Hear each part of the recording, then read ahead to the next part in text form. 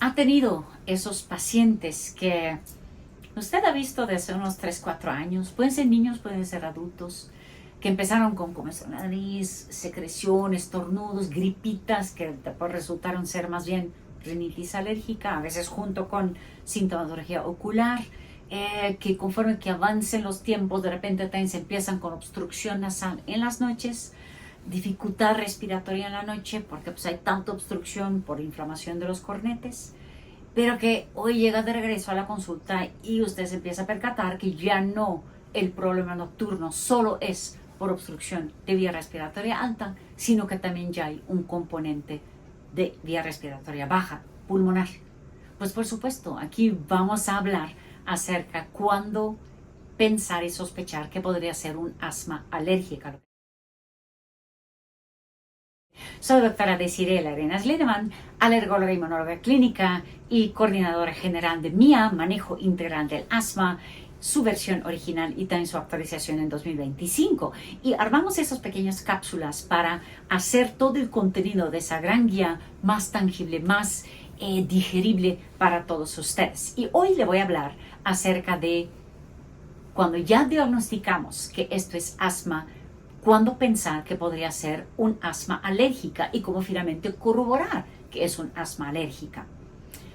Pues bueno, se recordarán, o si no aquí voy a recordar brevemente, el ABC del diagnóstico. Primero, tenemos que sospechar que podría ser asma si hay presencia de 2 de los 4 síntomas clave, lo que era tos, disnea, opresión de pecho o sibilancias. Si tengo 2 síntomas, podría ser asma. Sigue el B de bronquios, obstrucción variable al flujo de aire, la espirometría y o la flujometría, ¿no? Que de repente podemos demostrar antes y después de broncodilatador o con la flujometría mañana y noche, que tanta variabilidad hay, esa obstrucción variable al flujo de aire. Y el C era ya el diagnóstico más detallado. Hay riesgo para crisis, hay control de asma, cuál es la gravedad. Y el último punto era endotipificación. ¿Qué inflamación hay subyacente en los bronquios en este paciente con asma? ¿Es un asma tipo 2, T2, que puede ser por eosinófilos sin alergia o eosinofílica alérgica o no T2, que más bien es por neutrófilos o hasta paucigranulocítico? Casi no hay muchas células metidas aquí. Entonces, la inflamación tipo 2 alérgica, ¿cuándo lo vamos a sospechar? Pues claro, como ya les pinté el caso, cuando tengo otras patologías alérgicas en este paciente o en ese momento o en la historia clínica o hasta en sus familiares. Rinitis alérgica, conjuntivitis alérgica, dermatitis atópica, eventualmente alergia alimentaria. Y también, claro, si tengo exacerbación de los síntomas de ese paciente en cierto momento del año, que justo puede coincidir cuando está el polen que le causa su alergia en el aire, o cuando hay mucha lluvia, mucha humedad, hay mucho ácaro. Y sabemos que el alergeno más importante en nuestro país es el ácaro de polvo casero. Esos pacientes tienen más crisis en septiembre, octubre, justo al final de la temporada de lluvias, además porque coincide con regreso a clases, mucha infección viral. Bueno, si vemos de esas cosas que me hacen sospechar que podría ser un asma alérgica, claro, entonces nos toca confirmar, ¿no?, que hay de verdad una alergia subyacente. Lo puede hacer usted como médico no alergólogo en detectando IgE específica en la sangre. Cuidado, no IgG, no es IgE. Y claro, aquí lo más importante es aeroalergeno, no tanto alimento. Rara vez es alimentos la causa, puede ser, pero es muy raro. O mandar pues ya en cooperación con su alergólogo para que hagan pruebas cutáneas. Mientras, como ya dijimos, que el asma alérgica tiene inflamación tipo 2, entonces podemos checar una biometría hemática para ver que haya eosinófilos elevados. No eosinofilia, 500 para arriba, no. Eosinófilos elevados ya los llamamos a partir de 300 células por microlitro, o en asma grave hasta arriba de 150, porque están un poco más bajos los eosinófilos por tanto corticosteroide que el paciente ocupa. Entonces ahí el punto de corte está un poco más bajo en el paciente con asma grave, con alta dosis de inhalación de corticosteroide. Pues bueno, si tengo esa inflamación tipo 2 o tengo el feno elevado como otro marcador de inflamación tipo 2, es más probable que sea una asma alérgica o si tengo la IgE total elevada. Pero ninguno de esos tres es obligatorio para que sea un asma alérgica. Lo más importante es la IgE específica positiva, sea en percutánea, sea en suero. Pues bueno, cuando de verdad entonces usted detecta que hay una IgE elevada a ciertos componentes, regresamos con el paciente y le preguntamos si de verdad aumentan sus síntomas el momento que se expone al alergeno positivo. No tengo alergenos, por ejemplo, me ha pasado 2 ronchas enormes en hongos.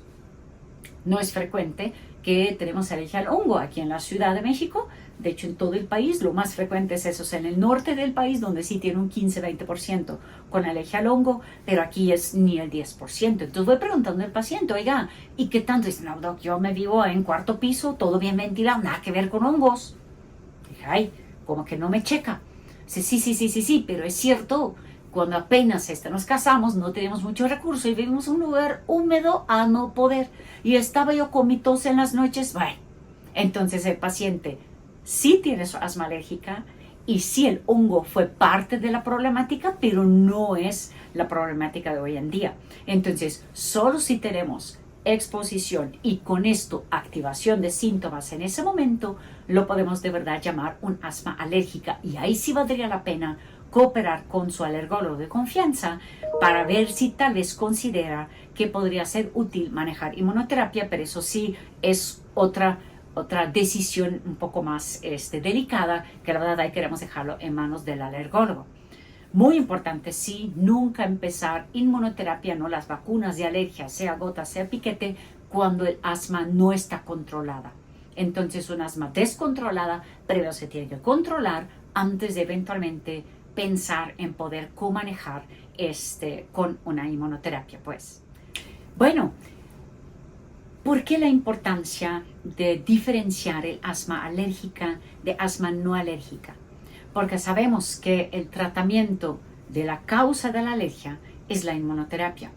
Entonces, si tenemos un asma alérgica en ese paciente, es una buena idea cooperar con su alergólogo de confianza para evaluar ese paciente, para que evalúe ese paciente si tal vez pueda ser candidato a inmunoterapia, porque si la inmunoterapia logra, y no es en 2-3 meses, ustedes saben que son total de 3 años de manejo de una buena inmunoterapia con dosis elevadas de alergeno, sea en gota, sea en piquete, pero un buen manejo de inmunoterapia con las dosis adecuadas puede a lo largo cambiar esa fisiopatogenia, ese endotipo alérgico del paciente y normalizar su respuesta inmunológica, por supuesto con esto anulando prácticamente los síntomas del asma.